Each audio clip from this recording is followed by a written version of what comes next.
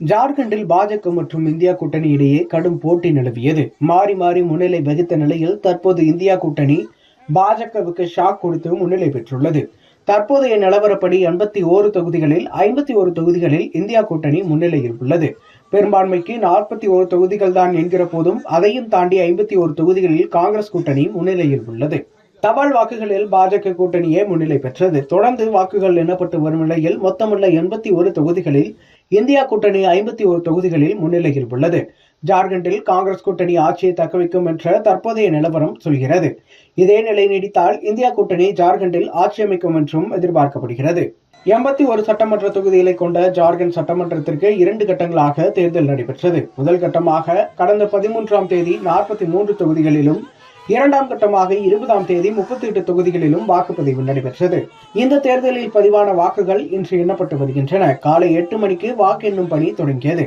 முதலில் தபால் வாக்குகள் எண்ணப்பட்டது. இதில் பாஜக கூட்டணியே முன்னிலை பெற்றது. அதன் பிறகு வாக்குப்பதிவு இயந்திரங்களில் பதிவான வாக்குகள் எண்ணும் பணி துவங்கியது. இதில் தொடக்க முதலே இரு கூட்டணிகளும் மாறி மாறி முன்னிலை பெற்றன.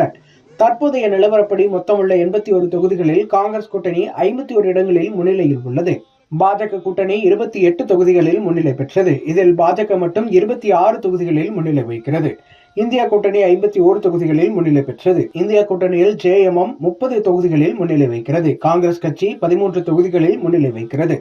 ராஷ்டிரிய ஜனதா தளம் அதே போல 5 இடங்களிலும் முன்னிலை வைத்து வருகிறது.